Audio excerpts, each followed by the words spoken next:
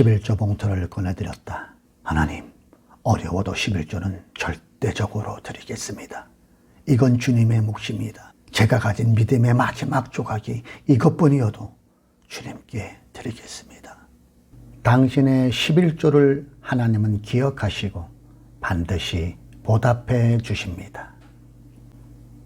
강원도 평창군의 깊은 산골, 눈은 마을 전체를 삼켜버릴 듯 소리 없이 쏟아지고 있었다. 그 새벽, 한 초가집의 미닫이 문이 삐걱 열리며 아기의 울음소리가 새어나왔다. 박종용, 7남매 중 셋째로 태어난 사내아이였다. 그의 고향 대관령은 겨울이면 눈이 허리까지 쌓이는 오지 중의 오지였다. 논보다 밭이 많았고 쌀보다는 감자와 옥수수가 주식이었다. 밥상엔 언제나 감자와 옥수수가 놓여 있었다. 어머니는 늘 말씀하셨다. 감자라도 함께 나눠 먹을 수 있으면 그게 복이야. 하지만 어린 종용의 배는 늘 허기져 있었다. 아침엔 엄마 배고파요. 저녁에도 엄마 배고파요.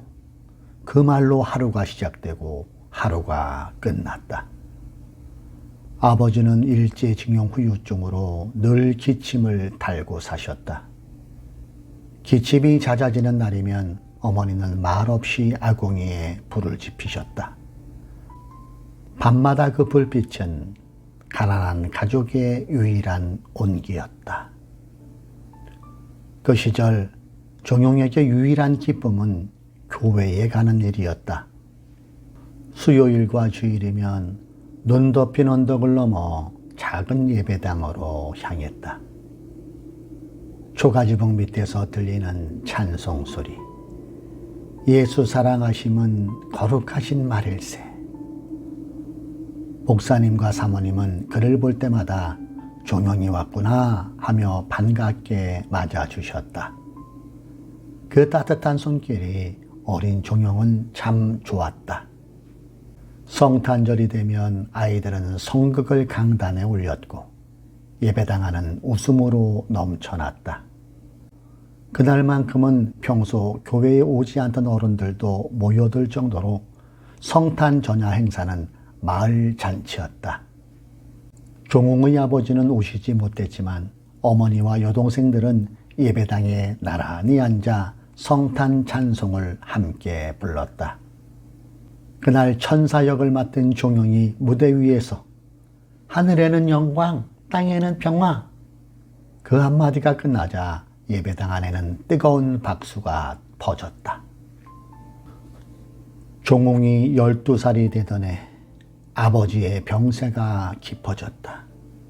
그는 밭일을 하다 그대로 쓰러졌고 원주 큰 병원으로 실려갔다. 어머니는 간병을 위해 집을 자주 비우셔야 했고 가족의 생계는 점점 힘들어졌다. 그해 겨울 눈보라가 마을을 덮었고 종용의 마음에도 찬바람이 휑 하고 불었다. 집안 형편상 학교는 더 이상 다닐 수 없었다. 초등학교 6학년 겨울방학을 끝으로 종용은 책가방을 내려놓아야 했다. 그해 봄 종용은 먼 친척의 소개로 서울에 있는 한 인쇄소 점원으로 들어갔다. 극장 포스터를 인쇄하는 회사였다. 그곳에서 그는 생애 처음으로 먹고 사는 일의 냉혹함을 알아가기 시작했다.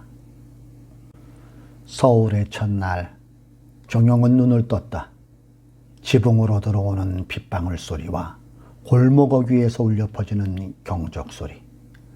눈을 비비며 밖으로 나왔을 때 그의 코끝을 스친 것은 매캐한 기름 냄새와 둔탁한 소리, 그리고 여기저기서 터져나오는 사람들의 욕설이었다.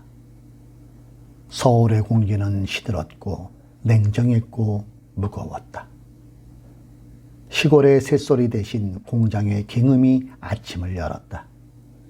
그가 묵게 된 곳은 회사 창고 옆에 작은 방이었다. 종홍보다 2~3살 위의 형 3명이 이미 그곳을 쓰고 있었다. 방은 넷이 나란히 누우면 몸을 돌릴 수 없을 만큼 좁았지만 눈바람에 들이치던 평창의 겨울을 떠올리면 이곳은 천국 같은 방이었다. 밤이 되면 방 안에는 귀쾌한 냄새와 사람들의 숨소리가 뒤섞였다. 누군가는 코를 골고 또 누군가는 고향 이름을 중얼거리는 잠꼬대를 해댔다. 종홍은 천장을 바라보며 생각했다. 그래도 따뜻하잖아. 이불이 있잖아.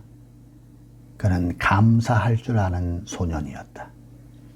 회사에서는 하루 2끼 보리밥에 된장국, 단무지 2쪽을 제공했다. 아침 6시 공장의 막내였던 종홍은 난로에 불을 지피고 전날 작업으로 어질러진 바닥 청소로 하루를 열었다. 손을 호호 불며 나무를 난로 안에 넣고 공장 앞 개울가에서 얼음을 깨 물을 길어와 난로 위에 얹다 보면 먼덩이 터 있었다.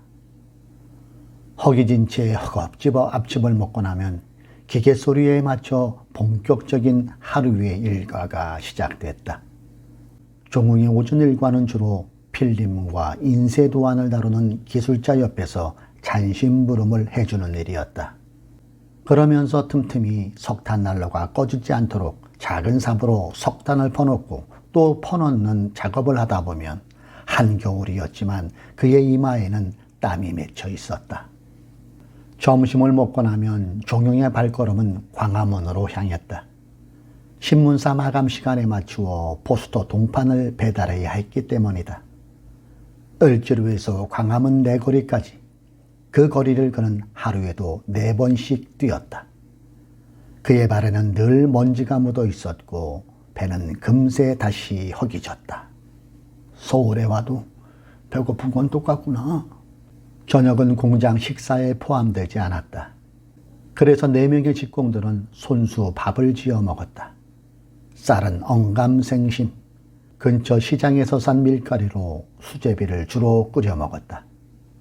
하수구에 물 비린내가 골목을 타고 올라오던 시절이었다. 공장 구석의 드럼통 난로 위에는 낡은 양은 냄비 하나가 덜거럭거렸다. 그 안에는 밀가루 수제비가 끓고 있었다. 한참이나 배를 쥐고 참다가 끓는 냄비에서 김이 오르자 다들 숟가락을 들었다. 수제비 속엔 국물도 건더기도 별게 없었다. 멸치 몇 마리, 파 한 줄기, 그리고 된장 반 숟갈. 어쩌다 식당에서 남은 보리밥을 얻어올 때면 그날은 마치 잔칫날 같았다. 오늘은 진수성찬이네. 누군가 농담처럼 말하자 그 말에 모두 웃었다. 종웅의 손끝이 수제비 국물에 잠겼다. 허기와 피로, 그리고 작은 웃음 하나가 을지로 골목을 밝히고 있었다. 젊은 몸에 피로는 쌓여갔지만 그의 눈빛만은 꺼지지 않았다. 그러던 어느 봄날이었다.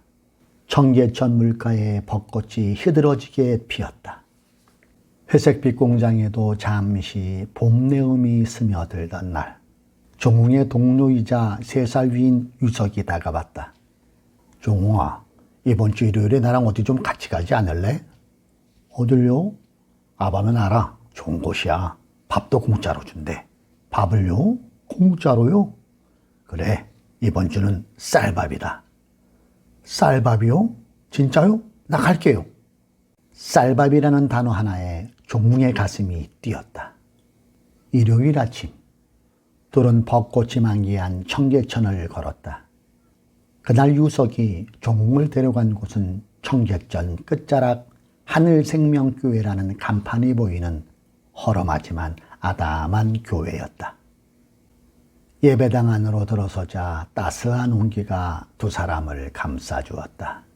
마룻바닥은 삐걱거렸고 피아노 건반 하나는 빠져 있었다.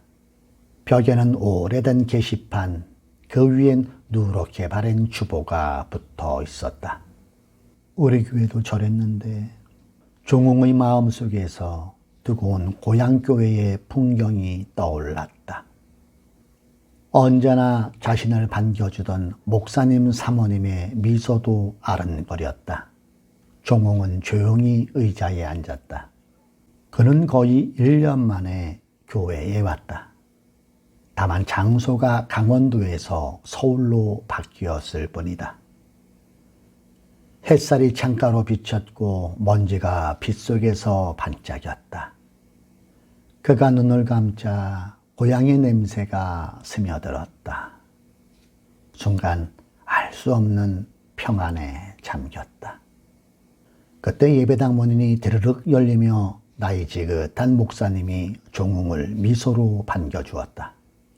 주일 예배가 시작되었고 목사님은 조용히 말씀을 전했다. 하나님은 가난한 자의 하나님이십니다. 세상은 여러분을 버릴지라도 하나님은 여러분을 붙드십니다. 그 순간 종홍의 가슴속에 무언가 무너져 내렸다. 그리고 곧 눈물이 흘렀다. 하나님은 나 같은 사람도 사랑하신다. 종홍은 고향을 떠나 처음으로 이 도시에서 하나님의 품을 느꼈다. 그날 종홍은 예수님을 구주로 영접했다. 그날 이후 종홍은 매주 예배에 나갔다. 기도할 줄은 몰랐지만 늘 이렇게 속삭였다. 하나님, 저도 사람답게 살게 해주세요. 그의 기도는 짧았지만 하늘은 그 기도를 듣고 계셨다. 서울에 올라온 지 어느덧 1년. 종홍은 더 큰 철공소로 이직했다. 월급은 조금 올랐지만 일은 배로 고되고 위험했다. 불꽃 튀는 용접기 옆에서 쇳가루를 털어내며 하루를 버텨냈다. 기계는 멈출 줄 몰랐고 사람들의 얼굴엔 늘 피로가 묻어 있었다. 그런데도 종홍은 늘 미소를 잃지 않았다. 그의 마음엔 작지만 감사라는 불빛이 켜져 있었다. 어느 주일 예배를 마친 후 목사님이 종홍에게 다가왔다. 종홍군, 낮에는 일하느라 힘들겠지만 밤에는 공부를 좀 해보면 어떨까? 검정고시 한번 도전해보게. 하나님이 자네 길을 여실 걸세. 목사님의 그 말은 마치 하나님이 직접 건네신 음성 같았다. 그날 밤 종홍은 공장 기숙사방에서 헌 성경책을 펼쳐놓고 기도했다. 하나님, 배운 게 없어 늘 부끄럽습니다. 하지만 이제는 저도 사람답게 주님 뜻대로 살고 싶습니다. 그날 이후 그의 하루는 더 바빠졌다. 낮에는 쇠를 자르고 밤에는 검정고시 책을 펼쳤다. 기름때 묻은 손으로 연필을 잡으며 하루에 영어 단어 하나라도 외웠다. 피곤해 눈이 감길 때면 그는 조용히 속삭였다. 하나님, 저에게 지혜를 주세요. 공부하는 손도 일하는 손도 주님 손입니다. 그렇게 1년이 흘렀다. 드디어 검정고시 합격 통지서가 날아왔다. 우편 봉투를 열자마자 그는 그대로 바닥에 주저앉아 울었다. 손에 들린 종이 한 장이었지만 그에게는 새 인생의 문이었다. 그날 저녁 종홍은 교회로 달려가 마룻바닥에 무릎을 꿇고 기도했다. 하나님 감사합니다. 저 같은 사람도 쓰시려 하시네요. 그때부터 그는 하나님과의 약속을 세웠다. 내가 버는 수입의 10분의 1은 반드시 주님의 것이다. 그의 결심은 곧 야곱이 피난길에 하나님께 드린 서원 기도와 같은 것이었다. 그 후 종홍은 지금까지 한 번도 11조를 빼먹지 않았다. 적을 땐 믿음으로, 많을 땐 감사로. 하나님께 드린 건 손해가 아니었다. 하지만 인생의 평탄함은 오래가지 않았다. 그가 일하던 철공소가 경영난에 빠졌고 결국 문을 닫게 되었고 직장 동료들은 뿔뿔이 흩어졌다.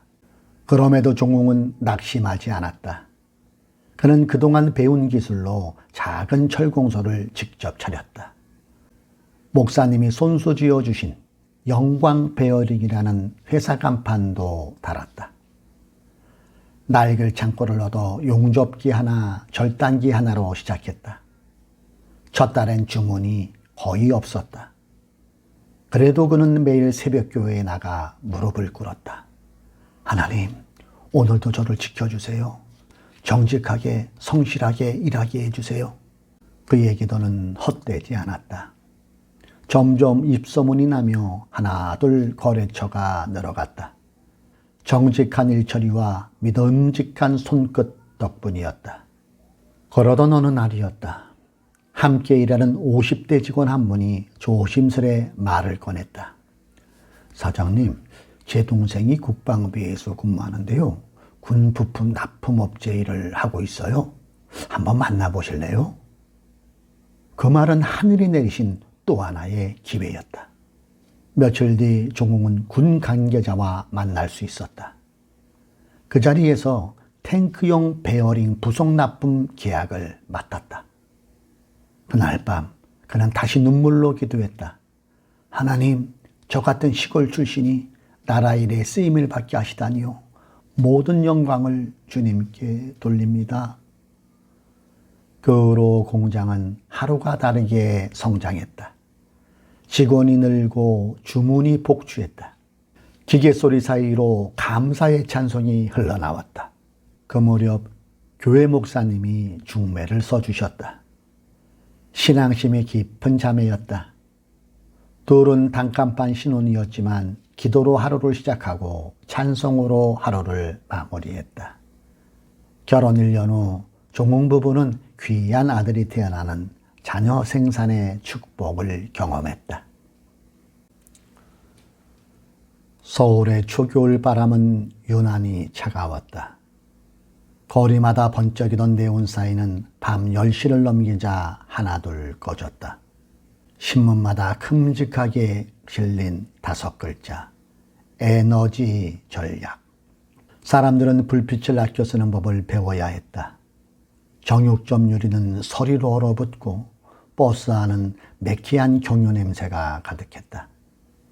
기름값이 하루가 다르게 뛰자 기사들은 게이지를 두드리며 한숨을 내쉬었다. 아, 이러다 차도 못 끌리겠어?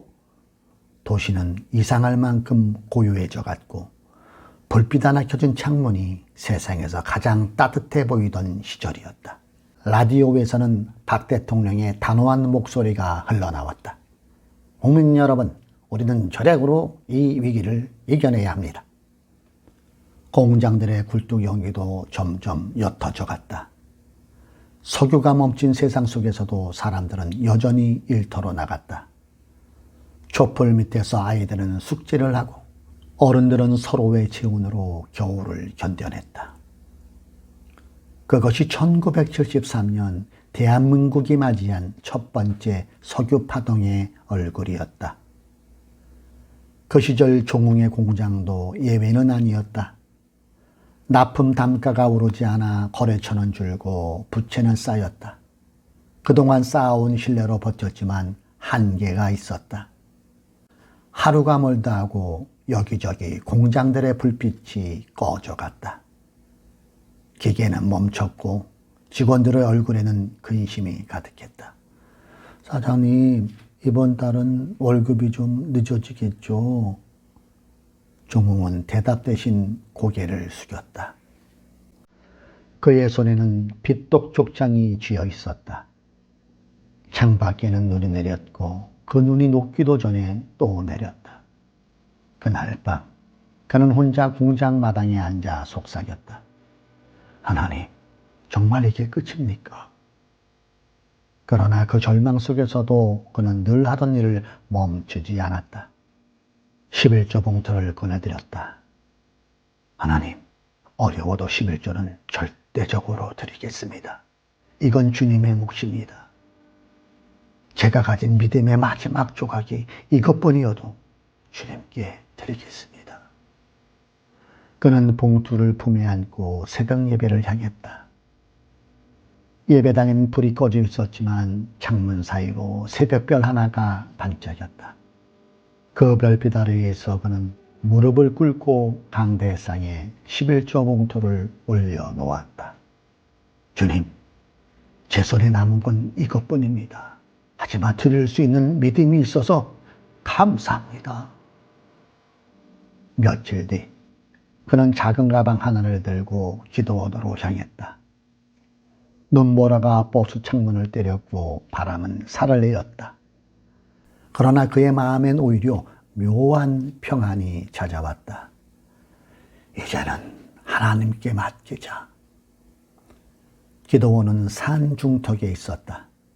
찬바람이 뺨을 스쳤고 방 안에는 냉기가 가득했다. 그는 10일 작정 금식 기도에 돌입했다. 금식 첫날 배고픔이 몰려왔고 기도는 잘 나오지 않았다. 금식 둘째 날엔 무릎이 시렸고 금식 셋째 날엔 눈보라가 창문을 때렸다. 먼덩이 터오는 이른 아침, 그는 떨리는 손으로 성경을 펼쳤다. 그때 그의 눈에 들어온 한 줄기의 말씀은 마치 하얀 눈 속에서 피어난 초록 풀잎 같았다. 두려워하지 말라. 내가 너와 함께함이라. 놀라지 말라. 나는 내 하나님이 됨이라. 내가 너를 굳세게 하리라. 참으로 너를 도와주리라. 참으로 나의 의로운 오른손으로 너를 붙들리라. 이사야 41장 10절 말씀이 종이 가슴팍에 푹 하고 박혔다. 그는 성경을 품에 안고 오열했다. 눈물과 눈발이 뒤섞였고 그의 기도는 절규로 타올랐다. 하나님, 저를 붙들어 주십시오. 제가 아직 포기할 수 없게 해 주십시오. 금식 열흘이 지나자 몸은 지쳤지만 마음은 평안 그 자체였다. 종홍이 기도를 마친 그날 새벽, 창문틈으로 들어온 햇살이 방 안을 가득 채웠다. 그 빛은 마치 하나님의 손길 같았다. 이제 일어나라. 그는 그 음성을 마음으로 들었다. 그로부터 며칠 뒤 서울로 돌아온 종홍에게 그가 한때 모셨던 사장님에게서 전화가 걸려왔다. 종홍씨, 들었어요. 공장이 어렵다면서. 사실 나도 부도로 정리했잖아. 이제 부지 사용 제한이 풀렸어. 어때? 거기서 다시 시작해보면 어떨까? 아유, 사장님은 어쩌시고요? 나는 몸이 성치 않아. 자녀도 없잖아. 공장 사용료만 나에게 좀 줘. 전화기 너머로 들려오는 그 소리는 기도원의 눈보라 속에서 들었던 내가 너를 도와주리라는 말씀의 응답이었다. 아우, 사장님 감사합니다. 하나님이 보내신 전화 같아요. 그렇게 공장에는 다시 불빛이 켜졌다. 먼지 쌓인 기계를 닦아내며 종홍은 벽에 기대어 조용히 기도했다. 하나님, 다시 시작합니다. 오늘도 제 손을 사용해 주옵소서. 기계는 천천히 그러나 확실하게 돌아가기 시작했다. 하루 한 건, 두 건, 작은 주문이 다시 들어오기 시작했다. 떠났던 직원들이 돌아왔고 공장에는 웃음꽃이 다시 피었다. 그의 겨울, 세상은 어둠 속에 있었지만 한 사람의 믿음은 꺼지지 않았다. 하나님은 그 믿음을 붙드셨고 눈보라 속에서 한 생명을 다시 세우셨다. 세월이 흘러 영광 베어링은 건실한 기업으로 자리 잡았다. 납품처는 늘었고 종업원도 많아졌다. 그는 여전히 정직을 잃지 않았다. 불합리한 이익은 취하지 않았고 회사의 모든 일은 기도로 결정하고 기도로 시작했다. 늦은 나이에 대학도 졸업했다. 그리고 조공은 언제나 온전한 11조를 하나님께 드렸다. 그것은 종웅의 습관이 아니라 하나님과의 언약이었다. 공장은 번창했지만 그의 마음엔 여전히 처음 공장의 냄새가 남아있었다. 그러던 어느 날 그는 조용히 결심했다. 이제는 버는 것보다 나누는 사람이 되자. 그렇게 회사를 은퇴한 종홍은 도시락 봉사를 시작했다. 이를 위해 조리사 자격증도 취득했다. 매주 목요일 새벽 교회 마당 한켠에서 200명분의 도시락을 포장했다. 그의 손은 여전히 단단했지만 그의 눈빛은 한없이 따뜻했다. 겨울이면 그는 눈 내린 골목을 따라 걸었다. 양손엔 도시락을 들고 독거 어르신 집을 일일이 방문하며 도시락을 전달할 때면 그는 늘 이렇게 말했다. 이건 제가 드리는 게 아니고요. 하나님이 보내신 거예요. 도시락을 받아든 노인들은 고개를 끄덕였고 그의 뒷모습 위로 햇살이 내려앉았다. 보릿고개 시절 배고파 울던 소년이 이제는 누군가의 배고픔을 채워주는 사람이 되었다. 하나님은 가난했던 그의 빈손을 나눌 수 있는 큰 손으로 바꿔주셨다. 어느 해 서울의 큰 교회에서 박종웅 장로에게 간증 요청이 들어왔다. 그 교회 담임 목사님이 박종웅 장로에게 이런 질문을 던졌다. 장로님, 하나님이 어떻게 함께 하셨는지 말씀해 주시겠습니까? 종웅은 단상에 올라 조용히 입을 열었다. 저는 평생 가진 게 없는 사람이었습니다. 그러나 믿음 하나로 여기까지 왔습니다. 하나님은 저의 든든한 후원자가 되어주셨고요. 돈이 아니라 능력이 아니라 믿음으로 살게 하셨습니다. 그러더니 그는 잠시 말을 멈추고 회중을 둘러보았다. 그리고 조금 낮은 목소리로 그러나 힘있는 목소리로 이렇게 말했다. 제가 평생 지켜온 한 가지가 있습니다. 그것은 아무리 힘들어도 아무리 형편이 어려워도 하나님께 드리는 11조는 절대적으로 드렸다는 것입니다. 그것은 돈이 아니라 하나님께 드리는 믿음의 고백이지요. 저는 그 약속 하나로 지금까지 살아왔습니다. 하나님은 그 믿음을 결코 외면하지 않으셨습니다. 박종웅 장로의 그 말에 회중들은 숙연해졌다. 누군가는 눈물을 훔쳤고 누군가는 고개를 깊이 숙였다. 박종웅 장로는 다시 미소를 지으며 말했다. 제가 들을 수 있었던 건 오직 감사뿐입니다. 하나님은 늘 제 삶의 동반자셨습니다. 그의 간증은 단순한 말이 아니었다. 그것은 한평생 믿음으로 써내려간 인생 승리의 기록이었다.